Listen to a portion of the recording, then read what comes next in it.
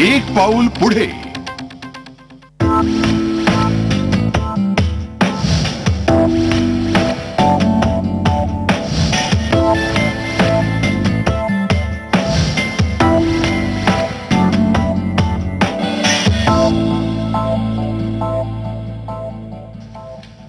नमस्कार, मी पूजा हितगुज या आमच्या विशेष कार्यक्रमामध्ये आपल्या सगळ्यांचे स्वागत. आज आपण असाध्य आजारांवर होमिओपॅथी उपचार या विषयावर चर्चा करणार आहोत आणि या विषयावर आपल्याला मार्गदर्शन करणार आहेत डॉक्टर श्रीपाद खेडेकर. सर्वप्रथम तुम्हाला मी त्यांची थोडक्यात ओळख करून देते आणि नंतर आपण लगेचच चर्चेला सुरुवात करणार आहोत. डॉक्टर श्रीपाद खेडेकर हे होमिओपॅथी डॉक्टर आहेत. या क्षेत्रात ते पारंगत आहेत. विविध ठिकाणी त्यांची होमिओपॅथीची क्लिनिक्स आहेत. मुंबई, गोवा तसंच युरोपमध्ये देखील त्यांची क्लिनिक्स आहेत. देशातच नाही तर परदेशात देखील डॉक्टर खेडेकर यांची ख्याती आहे. स्वतःच्या पेशंट्स बद्दल ते सतत तत्पर असतात. आपण आता लगेचच चर्चेला सुरुवात करणार आहोत. तुम्ही सुद्धा या चर्चेमध्ये सहभागी होऊ शकता. त्यासाठी आमचा टोल फ्री क्रमांक आहे 1800221010. आपण चर्चेला सुरुवात करूया. डॉक्टरांचं सगळ्यात पहिल्यांदा आपल्या स्टुडिओमध्ये स्वागत करूया. डॉक्टर, सगळ्यात पहिल्यांदा झी24 तासच्या स्टुडिओमध्ये आपलं स्वागत. नमस्कार. नमस्कार. आज आपण असाध्य आजारांवर होमिओपॅथी उपचार या विषयावर चर्चा करतोय. होमिओपॅथी म्हटलं तर मला वाटतं लोकांच्या डोळ्यासमोर साबुदाण्यासारख्या गोळ्या हे नॉर्मली लोकांच्या डोळ्यासमोर येतं. तर अगदी लहान वयात तुम्ही या क्षेत्रात आलेला आहात. ते कसं काय लहान वयात या क्षेत्रात येण्याचं तुम्हाला सुचलं आणि का सुचलं याबद्दल काय सांगू शकता? इनफॅक्ट मी जेव्हा माझी 12वी पास केली तेव्हा टू बी ऑनेस्ट माझा पहिला हेतू होता की मी MBBS जॉईन करावं. पण त्याच्यानंतर मला ऍडमिशन मिळाली नाही. त्यामुळे मी होमिओपॅथी हे निवडलं आणि त्याच्यानंतर मग तो इंटरेस्ट माझा इतका वाढत गेला आणि मग नंतर मला वाटलं की या सायन्समध्ये भरपूर रिसर्चसाठी जागा आहे आणि मग मी रिसर्चमध्ये सुरुवात केली. त्यानंतर मी जेव्हा स्टुडंट होतो तेव्हा मी पुस्तकं लिहिली आणि ती पुस्तकं पॉप्युलर होत गेली आणि त्यानंतर मग जशी पुस्तकं पॉप्युलर झाली तसं मग तिकडे स्वित्झर्लंडमध्ये मला बोलवलं गेलेलं तिकडच्या डॉक्टर्ससाठी एक लेक्चर ठेवायला आणि मग तिकडनं करिअर सुरुवात झाली. नक्कीच. आम्ही तुमच्याबद्दल वाचलं सुद्धा आहे डॉक्टर. मला वाटतं एव्हरेज स्टुडंट होता तुम्ही जेव्हा स्कूलमध्ये होता तेव्हा आणि त्यानंतर तुम्हाला सुचलं की या क्षेत्रात यायचंय. ते तुम्ही सांगितलं तुम्ही या क्षेत्रामध्ये कसं आला. मात्र तुम्ही म्हणता की कुठल्याही जो पेशंट्स असतो त्याच्याबद्दल गुणसूत्राचा अभ्यास करणं जास्त गरजेचं असतं. तर गुणसूत्रांचा अभ्यास करणं म्हणजे नेमकं काय आणि ते का गरजेचं असतं याबद्दल काय? बरोबर. कसं आहे की आतापर्यंत जितकी होमिओपॅथी प्रॅक्टिस होते आपल्या देशात किंवा इव्हन बाहेरगावच्या देशात, तर होमिओपॅथी ही फक्त सिम्पटम पुरती अप्लाय केलेली गेली आतापर्यंत की कोणाला सर्दी झाली तर मग सर्दी कशी काढायची, मग त्या सर्दीचा कुठला प्रकार आहे. तर होमिओपॅथी फक्त या लेवलला अप्लाय न करता आपण हे बघायचं की प्रत्येक माणूस हा बनलेला असतो हा त्याच्या गुणसूत्रांमुळे बनलेला असतो. तिकडनं त्याचं मन, त्याचं शरीर, त्याचा रंग, त्याची उंची ही सगळी गुणसूत्रामध्ये आलेली असतात. आणि सर्वात मोठी त्याची प्रॉपर्टी एक आहे की गुणसूत्र आपली कधी कुठल्या प्रकारचा एरर दाखवतात तेव्हा त्यांच्यामध्ये स्वतःला रिपेअर करण्याची क्षमता असते. म्हणजे एक त्याचं एक्झाम्पल म्हटलं की आपल्या छोटीशी जेव्हा जखम होते तर आपण त्याला काही औषध जरी नाही दिलं तरी ही जखम स्वतःहून भरते. आणि ही जखम मनामध्ये असो की शरीरावरती असो ही शरीर स्वतःला भरण्याची क्षमता ठेवतच. तर आपण होमिओपॅथी या लेवलला देतो की शरीराची रिपेअर मेकॅनिझम ही जी प्रक्रिया असते ही आपण स्टिम्युलेट करतो आणि माणूस स्वतःला बरं करू शकतो. तर हा माझा होमिओपॅथीचा मध्ये बोलण्याचा उद्देश आहे की that is how it is effective, की बाकी सायन्समध्ये एवढं होऊ शकत नाही. म्हणजे थोडक्यात आपण होमिओपॅथीची जे ऍडव्हान्स पद्धती आहे त्याबद्दल बोलतोय. नक्की काय आहे या ऍडव्हान्स पद्धतीमध्ये त्याबद्दल काय सांगाल? होमिओपॅथी जी आहे ती आता कशी ऍडव्हान्स होत चालली आहे याबद्दल काय मार्गदर्शन करा? होमिओपॅथी बेसिकली माझा म्हणण्याचा उद्देश हाच आहे की होमिओपॅथी आपल्या शरीरामधला डॉक्टर उत्तेजित करतं किंवा करू शकतं. म्हणजे आपण आपली रिपेअर मेकॅनिझम जो असतो DNA रिपेअर मेकॅनिझम तो आपण स्टिम्युलेट करू शकतो. यासाठी पर्टिक्युलर गोष्टी असतात की आपल्याला त्याची हिस्ट्री घ्यावी लागते किंवा हा आजार कुठनं सुरू झाला, कशामुळे सुरू झाला, मग हे जेव्हा आपण शोधतो तेव्हा आपण स्टिम्युलेट करू शकतो. जर का आपण पाहिलं डॉक्टर तर प्रत्येकाच्या मनात ही शंका असते की होमिओपॅथी म्हणजे एकदम स्लो उपचार पद्धती, हळूहळू आपल्या शरीरावरती उपचार पद्धती आहे जी कार्य करते. आणि लोकांच्या मनात जर का पाहिलं म्हणजे मला वाटतं प्रेक्षकांच्या मनात सुद्धा फारच शंका असेल या होमिओपॅथी बद्दल. ही शंका तुम्ही प्रेक्षकांच्या मनातली कशी दूर कराल आणि होमिओपॅथी ही आता स्लो उपचार पद्धती न राहता आता ऍडव्हान्स झालेली आहे याबद्दल काय सांगाल? ही अगदी खरी गोष्ट आहे की आम्ही जेव्हा कुठल्याही पेशंटना भेटतो तेव्हा पहिला हा प्रश्न असतो की डॉक्टर तुमची होमिओपॅथीला वेळ बराच लागतो. कसं आहे की आता आम्ही जे प्रकारचे पॅथॉलॉजीज किंवा आम्ही ज्या प्रकारच्या व्याधी सांभाळतोय त्या व्याधी त्या माणसाला कमीत कमी 10 वर्ष, कधी 5 वर्ष, 25 वर्ष अशा झालेल्या असतात. आणि होमिओपॅथी हे स्लो असं लोक म्हणतात की त्याचा इफेक्ट जो असतो किंवा सिम्पटम जो असतो हा पटकन कमी होत नाही. म्हणजे आता माणूस कोण ब्लड प्रेशर घेऊन आला आणि त्याने होमिओपॅथीचं औषध सुरू केलं तर ब्लड प्रेशर हे पटकन जाऊ शकत नाही, कारण आपण त्याचा इफेक्ट आपण त्याचा टॅकल करत नाहीये. पण आम्ही हे बघतोय की बॉडी स्वतःला रिपेअर करून हे ब्लड प्रेशर कायमस्वरूपी कसं काय जाऊ शकतं. तर आता कोणाला जर 20 वर्ष आजार असेल तर तो जायला कमीत कमी त्याला वर्ष, 1.5 वर्ष किंवा 2 वर्ष लागू शकणारच. तर म्हणजे आजार संपूर्णपणे बरा करायला वेळ लागतो, पण सिम्पटम काढायला तुम्ही 2 मिनिटात काढू शकता symptom. So that is how it differs. बरोबर, नक्कीच आपण बोलूया. मात्र त्याआधी प्रेक्षकांचा आपल्याला एक फोन येतोय, काय प्रश्न आहे त्यांचा ऐकूया. शिरीष बोलतायत बोरिवलीहून, काय प्रश्न ऐकूया. शिरीष बोलताय, बोला शिरीष, प्रश्न विचारा. प्रश्न असा आहे, माझ्या मिसेसला थायरॉइडचा प्रॉब्लेम आहे. त्यामुळे तिचं वजन वगैरे वाढतं आणि त्यामुळे ते पायावर लोड वगैरे येतं. आता तिची सध्या ट्रीटमेंट एक गोळी चालू आहे, त्याच्यावर कंट्रोल आहे, पण हे सुजेचं प्रमाण हे कमी होत नाही. डॉक्टर तुम्हाला काही विचारायचंय त्यांना?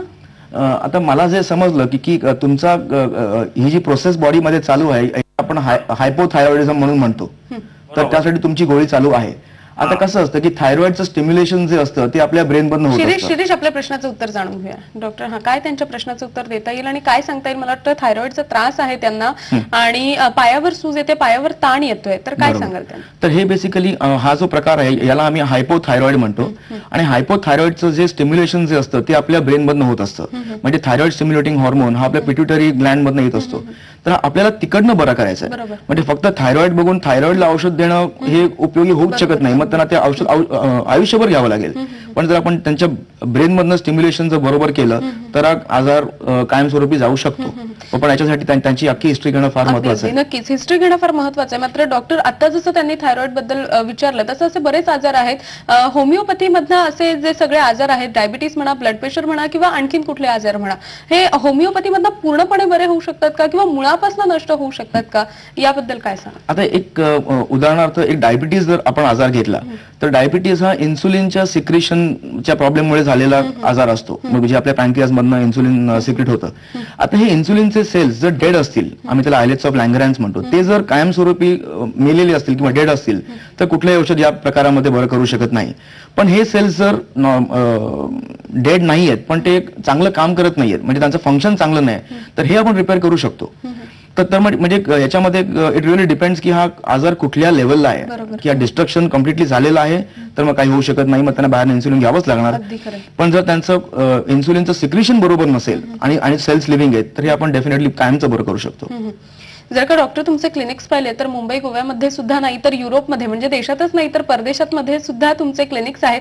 तुमच्या क्लिनिक्स बद्दल थोडक्यात काय सांगू शकता? आणि तुमच्या म्हणजे होमिओपॅथी उपचार पद्धती तर तुमच्या क्लिनिक्स मध्ये होतेच, मात्र कशी वेगळी आहे इतर होमिओपॅथीपेक्षा किंवा तुमच्या क्लिनिक्स मध्ये कशी वेगळी केली जाते होमिओपॅथी उपचार पद्धती, याबद्दल काय सांगा? बरोबर, मी जेव्हा स्टुडंट होतो तेव्हा मी हेच बघितलं की होमिओपॅथीची हजारो क्लिनिक्स आहेत, पण जास्ती करून क्लिनिक्स फक्त छोट्या मोठ्या आजारांवर टार्गेट केलेली आहेत. म्हणजे काय सर्दीसाठी किंवा सायनसायटिससाठी किंवा skin problem, hair fall, psoriasis. तर होमिओपॅथीचं एवढंच लिमिटेशन नाहीये की फक्त स्किनचे प्रॉब्लेम किंवा छोटे मोठे आजार बरं करणं. तर माझी कंपनी यासाठी सुरू केलेली आहे की होमिओपॅथी हे असाध्य आजारांवरती पण काम करू शकते. तुम्ही प्रयत्न केला तर डेफिनेटली रिझल्ट मिळतो. तर हे सगळं मनामध्ये ठेवून मी इम्पिरियल क्लिनिकची स्थापना केली. म्हणजे आज माझ्याकडे भारतातले सर्वात चांगले 12 MD डॉक्टर्स आहेत आणि ते प्रत्येक डॉक्टर एक आपली स्पेशालिटी सांभाळतो. म्हणजे माझ्याकडे एक रेस्पिरेटरी कंप्लेंटसाठी आहे किंवा आपल्या कंपनीमध्ये एक न्यूरोलॉजी सांभाळणारा डॉक्टर आहे किंवा इनफर्टिलिटी. तर यासाठी कंपनी स्थापन केली आणि त्याचं युरोपमध्ये पण इतकं चांगलं ऍप्रिसिएशन झालं की आम्ही तिकडेही सुरुवात केली. नक्कीच. आता मुंबई, गोवा आणि युरोपमध्ये तर आहेच, मात्र इतर कोणकोणत्या ठिकाणी तुमची उपचार पद्धती चालते आणि कशा प्रकारे चालते हे सुद्धा आपल्याला जाणून घ्यायचंय. मात्र एका छोट्याशा विश्रांतीची वेळ झालेली, एक छोटीशी विश्रांती घेऊन लगेचच भेटूया. पाहत रहा झी24 तास, हितगुज.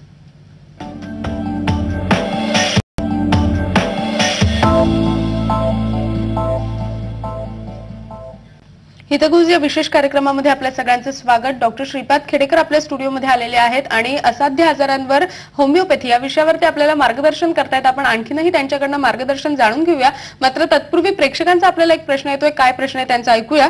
शुभम बोलतायत कांदिवलीहून. शुभम, बोला, प्रश्न विचारा. नमस्कार. नमस्कार. नमस्कार. माझ्या आईला मणक्यात गॅसचा त्रास आहे आणि शुभम, तुमच्या टीव्हीचा आवाज मला वाटतं सगळ्यात आधी कमी करा आणि थेट प्रश्न विचारा. पूर्णपणे कमी केलेला आहे मी. बोला. आणि माझ्या आईच्या मणक्यात गॅप आलेला आहे, त्याच्यामुळे तिला पाळण्यात काम केल्यावर भरपूर त्रास होतो. शिवाय आयुर्वेदिक गोळ्यांशिवाय त्यांना फरक पडत नाही.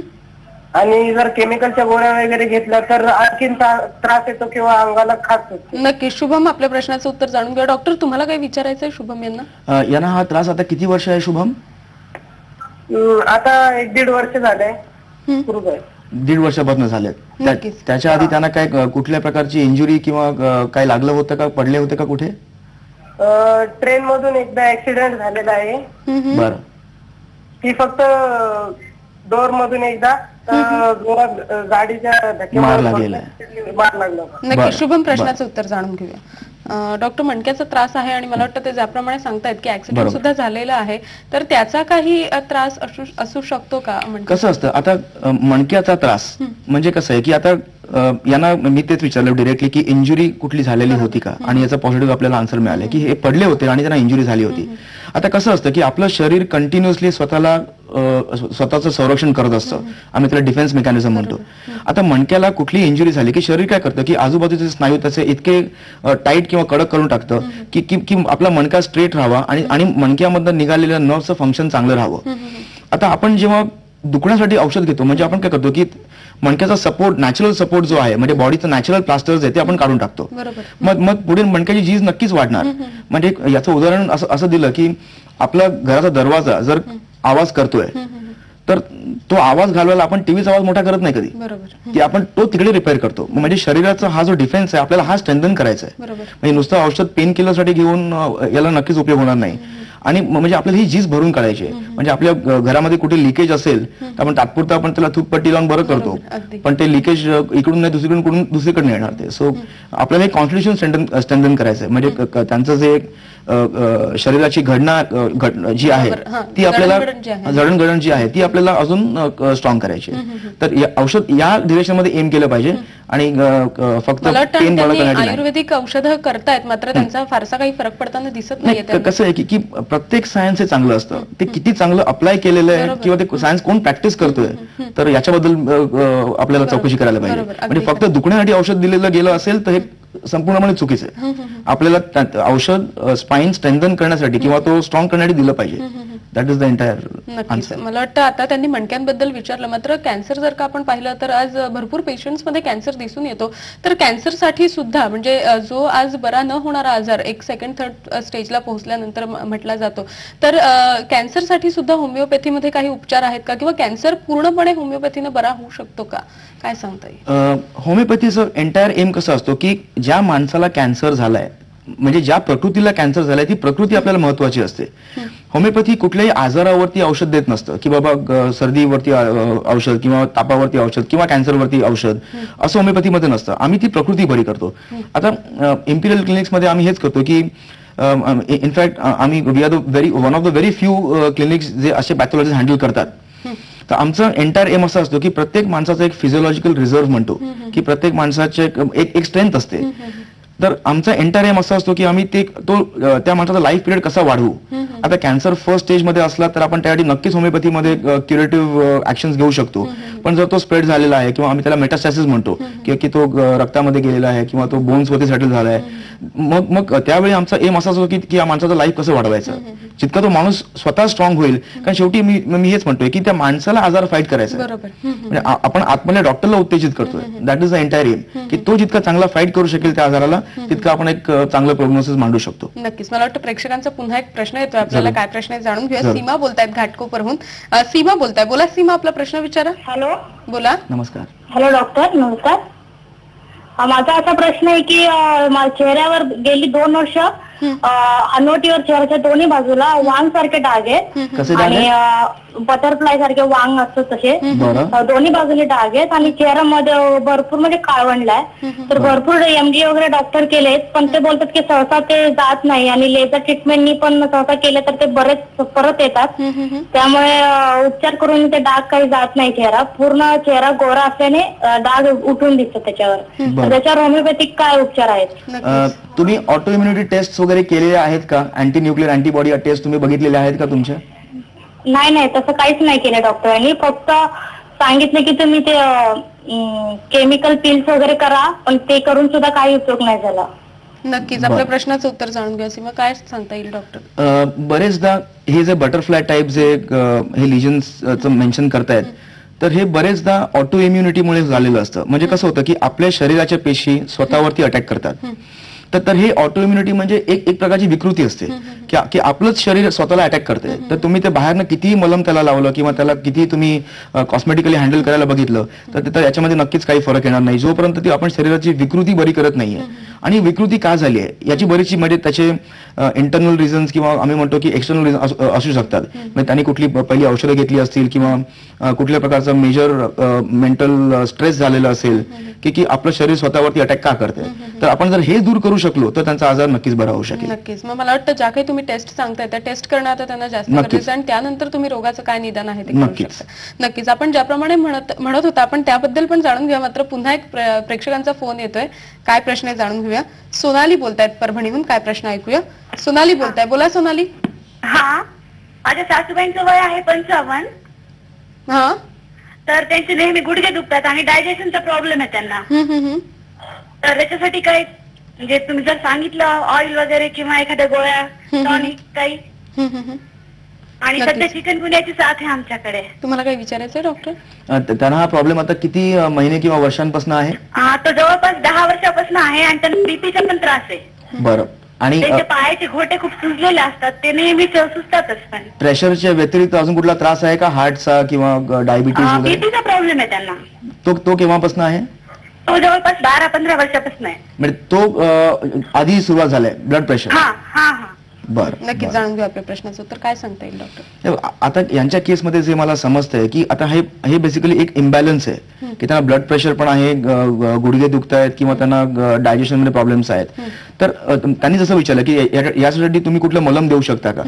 माझं म्हणणं परत तेच आहे की होमिओपॅथी हे सिम्पटम वरती काम कधीच करत नाही आणि जर गेलं तर मग त्याचा गैरपरिणाम जास्ती होतील.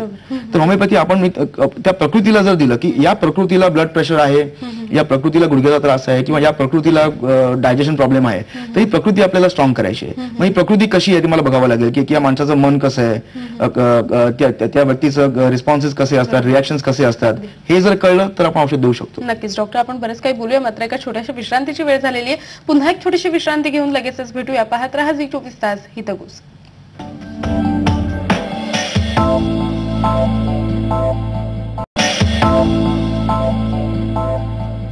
हितगुज या विशेष कार्यक्रमामध्ये आपल्या सगळ्यांचं स्वागत. डॉक्टर श्रीपाद खेडेकर आपल्या बरोबर आहेत आणि असाध्य आजारांवर होमिओपॅथी या विषयावर ते आपल्याशी चर्चा करतायत. आपण पुन्हा एकदा चर्चेला सुरुवात करूया. तुमचे सुद्धा प्रश्न असतील तर तुम्ही सुद्धा विचारू शकता. त्यासाठी आमचा टोल फ्री क्रमांक आहे 1800-22-1010. चर्चेला सुरुवात करूया. डॉक्टर, जर का पाहिलं तुमच्याकडे पेशंट्स जे आहेत ते टेनिस स्टार वगैरे सारखे पेशंट्स आहेत, तर एवढे मोठे मोठे पेशंट्स तुमच्यापर्यंत कसे पोहोचतात? त्यांना ही सगळी माहिती तुमची जी माहिती आहे ती त्यांना कशी मिळते, याबाबत काय सांगा? त्यांना कसं समजतं हे मलाही माहित नाही. कसं आहे की तुम्ही एका पेशंटला मदत केली किंवा त्याला हेल्प केली तर मग तो जाऊन दुसऱ्या पेशंटला सांगतोच. तर असं त्यात त्यांच्यापर्यंत बातमी पोहोचली असेल. आणि दुसरं जे काही रॉयल्टीज आपल्याकडे येतात ते युजली सगळे एकमेकांचे भाऊ बहीण किंवा रिलेशन मध्ये असतात, तर तिकडनं त्यांना समजू शकतं. बरोबर. मात्र तुम्ही त्यांच्यावर जी उपचार पद्धती करता, एकंदरीत तुमच्या क्लिनिक्समध्ये जेव्हा जी उपचार पद्धती केली जाते, आणि तुम्ही वारंवार असं म्हणताय की दोन व्यक्ती ज्या आहेत त्या एकसारख्या नसतात. तुम्ही जसं म्हणताय की पूर्ण शरीराची रचना बघून त्यानंतर त्याच्यावर उपचार करणं गरजेचं असतं. तर ते म्हणजे नेमकं काय आणि नेमकं कुठलं त्याचा जो बॅकग्राऊंड आहे तो कुठला नेमका जाणून घेणं महत्वाचं असतं आणि त्यानंतर होमिओपॅथीचं औषध उपचार जे आहेत ते केले जातात, या संदर्भात काय सांग? उदाहरणार्थ सांगितलं म्हणजे आता जर दोन जुळी मुलं किंवा दोन जुळ्या मुली या जरी तुम्ही पाहिल्या तरी त्या एकामेकापासून भिन्न असतात. तर निसर्गामध्ये एक गोष्ट कधी रिपीट होत नसते. म्हणजे आम्ही त्याला म्हणतो जिनोम, की प्रत्येक माणसाला एक पर्टिक्युलर जिनोम असतो, की त्याला जेनेटिक कोड असतो. म्हणजे प्रत्येकाला एक लेबल किंवा एक कोड मिळालेला आहे आणि हे प्रत्येकाला वेगळं आहे. म्हणजे दोन माणसांचं एक होऊच शकत नाही. जर प्रत्येक माणूस वेगळा असेल तर मग डोकेदुखीसाठी जर 2 पेशंट माझ्याकडे आले, त्याच्यामधला एक सैनिक असेल आणि दुसरा संगीतकार असेल, तर मग त्या दोघांना एकच औषध कसं काय होऊ शकतं? कारण एक संगीतकार जो असतो तो क्रिएटिव्ह असतो, तो सेन्सिटिव्ह असतो, तो इम्प्रेशनेबल असतो. तर मग त्याप्रमाणे त्याच्या शरीराची घटना झालेली असते. आता तुम्ही एक सैनिक जर घेतलात तर सैनिक हा शूर पाहिजेच. सैनिक जर सेन्सिटिव्ह असेल तर मग तो समोरच्याला गोळी मारूच शकणार नाही. तर हे 2 वेगळे प्रकृती आहेत. तर यांना एक औषध होऊच शकत नाही. तर होमिओपॅथी ते स्टडी करते की सैनिक आहे त्याची प्रकृती कशी आहे आणि त्या प्रकृती बरी करायची आहे. मग एक संगीतकार आहे किंवा एक गायक आहे त्याची प्रकृती वेगळी आहे आणि त्याला आपल्याला बरं करायचं आहे. नक्कीच. मला वाटतं होमिओपॅथीमध्ये रोगापेक्षा रोगी जो आहे, जो येणारा व्यक्ती आहे त्याला बरं करणं हे जास्त महत्त्वाचं मानलं जातं. नक्कीच. असाध्य आजारांवर होमिओपॅथी या विषयावर आपण चर्चा करतोय. असाध्य आजारांवर होमिओपॅथी म्हणजे नेमकं काय आणि कोणकोणते आजार जे आहेत ते मुळापासून बरे होऊ शकतात होमिओपॅथीमध्ये, आणि नेमका जो आपला आजचा विषय आहे त्या संदर्भात काय सांगू शकता? आता बरेचसे आजार असे असतात की प्रत्येक आजाराला स्टेजेस आहेत. आता जेव्हा कुठलाही प्रॉब्लेम सुरू होतो तेव्हा शरीराचा पहिला डिफेन्स असाच असतो की पहिलं शरीर सूज निर्माण करतं. म्हणजे आपण एक बूट घेतला आणि तो बूट आपल्याला जर नीट होत नसेल तर मग सुरुवातीला त्या जागी आपल्याला लालसरपणा येणार, म्हणजे आम्ही त्याला इन्फ्लमेशन म्हणतो. आणि हे जर कंटिन्यू झालं की मग नंतर तिकडे ग्रोथ होईल, म्हणजे आपण म्हणतो थिकनिंग, की तिकडे आपली कातडी कडक झालेली आहे आणि त्याच्यानंतर मग अल्सरेशन होतं. म्हणजे तुम्ही बघाल की शरीर वेगवेगळ्या प्रकारे डिफेंड करत असतं आणि बऱ्याचशा आजारांमध्ये या तिन्ही फेजेस असतात. आणि त्यानंतर मग एक ऑटो इम्युन फेज पण येते की शरीर, म्हणजे जसं आपल्याला एक फोन कॉल आलेला की शरीर स्वतःला अटॅक करतंय आणि तिकडनं प्रॉब्लेम सुरू झालेत. तर आपण ही प्रोसेस जर बरी करू शकलो तर मग हा आजार नक्कीच बरा होणार. नक्कीच. मला वाटतं डॉक्टर आपण बोलूया, मात्र त्याआधी प्रेक्षकांचा एक फोन येतोय. काय प्रश्न ऐकूया त्यांचा. कविता बोलतायत ठाण्याहून. बोला कविता, आपला प्रश्न विचारा. हा, नमस्कार मॅडम. डॉक्टरांना पण माझा नमस्कार. नमस्कार, बोला. हा, माझ्या मिस्टरांचं आपला माझ्या मागे मणका असतो पूर्ण कमरेपर्यंत, तर ते वरच्या 2 मणक्यांचे ते त्यांचे सरकले डाव्या साईडला, त्याच्यावरती होमिओपॅथीमध्ये आपल्याला काय उपाय करता येईल का? डॉक्टर तुम्हाला काय विचारायचं? समजलं. नक्कीच, आपल्या प्रश्नाचं उत्तर जाणून घेऊया. कसं आहे, आता मणका सरकणं, आता मणका सरकणं हा आजार म्हणू शकत नाही, ही आपण डिफॉर्मिटी म्हणतो. म्हणजे कसं आहे की आता माझा हात कुठे तुटला असेल तर औषध देऊन काय तो हात सरळ होणार नाही. तिकडे आपल्याला जे काय त्यांना सपोर्टिव्ह ट्रीटमेंट द्यायची असते, म्हणजे आपल्याला तो फ्रॅक्चर बसवायचा किंवा ते हात परत आपल्याला सेट करायचं आहे, तर इकडे औषध देऊन काय उपयोग नाही किंवा फक्त त्यांच्या दुखण्याला औषध देऊन काय उपयोग नाहीये. आता डिफॉर्मिटीसाठी मग त्यांना सर्जरीकडे नक्कीच वळावं लागेल, कारण हे औषध देऊन बरं होणार नाही. नक्कीच. होमिओपॅथीमध्ये मुळापासून आजार बरे केले जातात असं म्हटलं जातं. मुळापासून आजार बरं करणं होमिओपॅथीमध्ये म्हणजे काय आणि ते कसं साध्य होतं की होमिओपॅथीमध्ये मुळापासून आजार बरे केले जातात, हे कसं काय साध्य? आता आपण एक तापाचं जरी उदाहरण घेतलं की एका माणसाला ताप होतो तर डॉक्टर युजली किंवा कुठली सिस्टीम मध्ये काय करतात की त्या तापाच्यासाठी कारणीभूत जंतू कुठला किंवा बॅक्टेरिया कुठला, व्हायरस कुठला, तो व्हायरस बॅक्टेरिया शोधतात आणि तो त्या बॅक्टेरियाला मारायचा प्रयत्न करतात, म्हणजे आपण त्याला अँटीबायोटिक म्हणतो. पण ते हे बघत नाही की हा बॅक्टेरिया तर हवेमध्ये सगळीकडे येतं, मग सगळ्यांनाच ताप का नाही आला, फक्त 1 किंवा 2 व्यक्तींना ताप का आला, म्हणजे यांची प्रतिकारशक्ती कमी झालेली होती. त्यांची इम्युन सिस्टीम जर खाली गेली असेल तर मग बॅक्टेरिया, व्हायरस, फंगस काही प्रॉब्लेम देऊ शकतं. तर आपला एम असा असतो की मुळापासून आजार काढायचा, म्हणजे इम्युन सिस्टीम कमी व्हायला कारण काय होतं आणि ते कारण जर आपण काढलं मग त्याची प्रतिकारशक्ती चांगली झाली की त्यांना परत ताप येणार नाही. याला म्हणतो की आपण मुळापासून आजार काढला. प्रतिकारशक्ती त्याची जाणून घेऊन त्यानंतर त्यावर औषधं करतो, म्हणजे थोडक्यात त्याचं जे मूळ कारण आहे ते जाणून घेऊन, त्याची जी काही हिस्ट्री आहे ती जाणून घेऊन त्यानंतर आपण त्यावर उपचार पद्धती करतो. नक्कीच डॉक्टर, आपल्याला अजून बरंच काही बोलायचं होतं, मात्र वेळ आपल्याला अपुरा पडतोय. आपण इथे आलात आणि इतकं चांगलं मार्गदर्शन केलं त्याबद्दल धन्यवाद. थँक्यू. हितगुज या विशेष कार्यक्रमामध्ये आज आपण इथेच थांबतोय, मात्र ताज्या घडामोडींसाठी आपण पाहत राहा झी 24 तास, एक पाऊल पुढे.